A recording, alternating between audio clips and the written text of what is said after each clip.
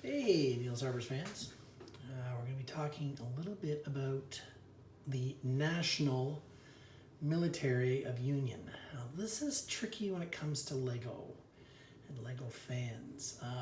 Militarizing Lego is a core philosophy that does not exist inside the sort of toy building program at Lego. And they will often build military looking vehicles and give it a different purpose. Police work. In this case, you can see this is with the diving series, the underwater, the idea of supporting diving units.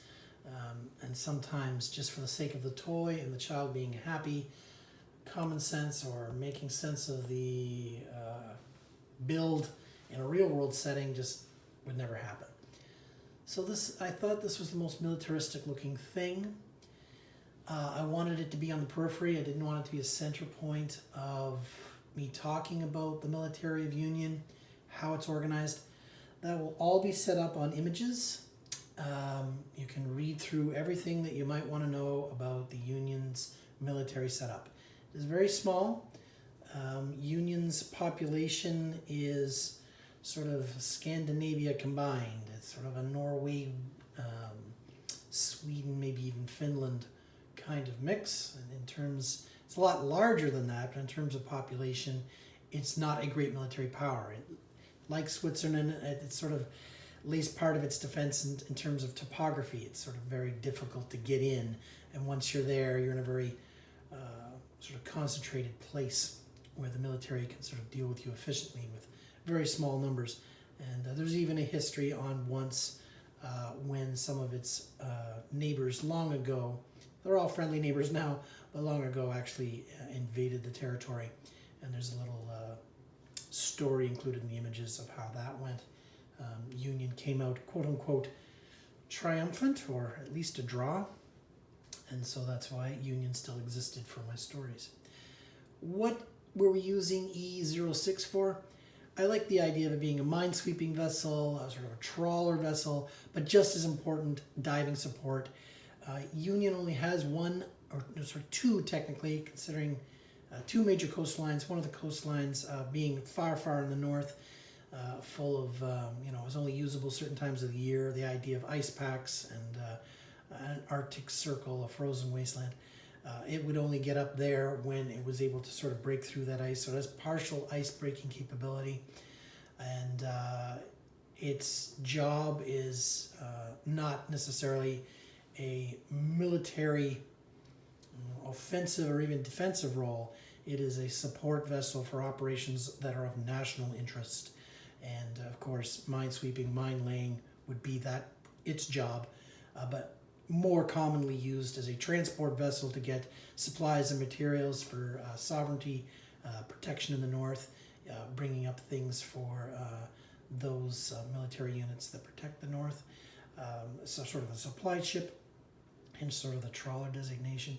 And in the end, it ended up being in Niels Harbor as sort of a guest appearance, just to clear away some debris that was sort of choking the harbor as the government was supporting the private acquisition of that land to build the movie studio. Lots of government money went into supporting the little town of Niels Harbor, but also knowing that it would be a national income and improve. It's all about the money, folks. About improving the national resources and bringing a pride to movie making to the country of Union. So as I slide down here, again, a large military lift helicopter. These units are all in blue, gray, and yellow. They designate colors of the reserves. These are part-time operational units. They are used in emergencies. They are used sort of every second weekend, if you like. Their job essentially is lift capability, emergency assistance capability. Even sometimes they've sent aircraft like this overseas, sort of to help with people in their own national emergencies, whether it be flood, tornado, hurricane. Union is well known in sort of going about and doing those kinds of things. Do they do them often? It depends on the emergency. I think it depends on sort of the budget at the time, but they have been known to do it. But because Union is primarily, if not in a paranoid sense, considered about its own defense, not large excursions, not large military excursions are done. It's usually part of a multinational operation, and the amounts of equipment, men, is usually not in huge amounts. Basically because the country can't afford to let that much of its military equipment outside the country. It just simply doesn't have that kind of thing. But you know, to see a helicopter in an emergency situation in another country, or even a plane supporting operations with another country in terms of rescue effort, you might see one of these reserve float planes, going over and helping search for a downed aircraft or something like that. That wouldn't be so unusual. And as often as I could, I tried to sort of gently push the military into the picture in terms of rescue, in terms of helping people out, in terms of even just diving research or clearing debris or making the waterways safe, working closely, the forces of Union with the Coast Guard.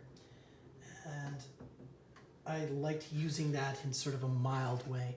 The only time that I would say I got even close to anything more aggressive were these two aircraft for the air show. They are done in Union's national colors, which is red, white, and black.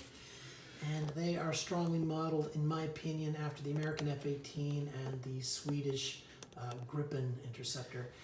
And naturally, they would normally be a different color than this. This was just done for the air show. And it's in the images detailing military facts that you might want to know about Union, and they are included with videos and images all somewhere. Haven't quite sure where I'm posting all this yet, but that's where you'd find facts about that and how many there are. And they're considered some of the best pilots in the world of Aurora. And that was just about as far as I got in terms of sort of real, guns and power and bombs sort of thing. But these were demonstration aircraft, I'm sure. They were about flight teams and just demonstration aircraft. And there wasn't a lot of sort of the negativity that comes with military equipment and warfare. I kind of just had it was fun just putting them into the air show, and I really loved the set. And I liked the idea of there being sort of two different aircraft, one being more interceptor and being more sort of ground attack. I have a strong military knowledge about aircraft and ships and things like that, so I just kind of like putting that piece of me into the videos, but not too overt, not too unfriendly. I'm certainly not a warmonger or war hawk, heavily against it, but unfortunately I fall susceptible to loving the complexity of military machinery, and anything complex is going to sort of draw me in. And then from the country to the south, which is often was considered quite a threat, I just thought it was fun to give them a little trainer aircraft that came up for the air show. This isn't even from Union. This is from Humber to the south. So it was just fun to put in a different aircraft and say, oh, that's from a different country. And to be honest with you, that set was 60177. It's just for fun. Decoration. Very last thing I did. I will tell you a little secret about me. And it's not a secret to anybody who knows me. Military shipping. Again, in fact, it always makes me very sad to see one of these ships damaged or destroyed in any way, whether it's an accident in a port or whether it comes under fire from a hostile force. I love the complexity, I love the lines, I love the strangeness of all military shipping. Destroyers, battleships, carriers, submarines, patrol boats, logistical vessels, oilers, ammunition ships, you name it. I'm fascinated by it because it's just so intricate and can just do so many differently strange and, I guess, destructive things. What have I done here? Part of the main offensive makeup of the military Navy for guidance, it only has one coastline, it's all defensive. It's not an offensive. It's not a blue water navy. In other words, it doesn't go deep and travel around other countries and enforce its will upon them. It's simply, if you come into our waters, you're going to have problems when you get there. So this is one of the, instead of frigates or destroyers, they have what are called patrol craft or missile craft, and this is one of them, of which there's probably a dozen to 18, and it's in the military facts. I can't remember if it's somewhere to a dozen and 24 of these to defend the coast. And as you can see, it has sort of a patrol gun there. There's a couple of gentlemen that I used from the volcanic sets. I like their idea of a green military uniform. Even a little gentleman waving off at the back there. Some flags fluttering in the breeze. And you can see, here, I'll just push that forward. That little hook that is down below, just below the little gentleman waving or exercising his arm, I guess, would be a sonar buoy. So down here, this will be for detecting submarines. This is a hatch that gets you into the boat. In fact, it's the only way sort of in or out. Here we have defensive capabilities against aircraft like helicopters or reasonable sized jet aircraft. I would say anything that is flying can be shot at with that. These here, these larger canisters, those would be what are called surface to surface, and those are missiles that would shoot at other ships. Here we have a torpedo. That would be for once you detected a submarine, you could shoot the torpedo at it. And of course, all this paraphernalia up top with aerials and dishes, and that's all about radio communications equipment. There's a little searchlight on the front. Here you've got what are called chaff launchers, which are just ways of deflecting missiles away from your boat, missiles that are shooting back at you. And again, the torpedo on the side here. And this is not so unlike different craft that can be found around the world, and if you want to go research that, you can. And finally, I'll just open up the top here and flip it over so you can actually see that. I'll put a serious amount of light in there. There we go. You can kind of see there's a whole bunch of different controls, radios, sort of in here. I'll bring that down a bit and over a bit. How's that? Not really. I might have to lift up here. There we go. See a whole bunch of equipment in there. Keyboards, computers, a little hatch where you popped in the yellow hatch. Well, that's where you'd pop out. A couple medical kits, and of course your ubiquitous coffee cup. Communication controls on the other side. I'll flip that around. There we go. Put a little light in there. It's very difficult to see, but definitely a place where you would probably have your fire control and a place for the command seat, and there would be a place to actually pilot the boat.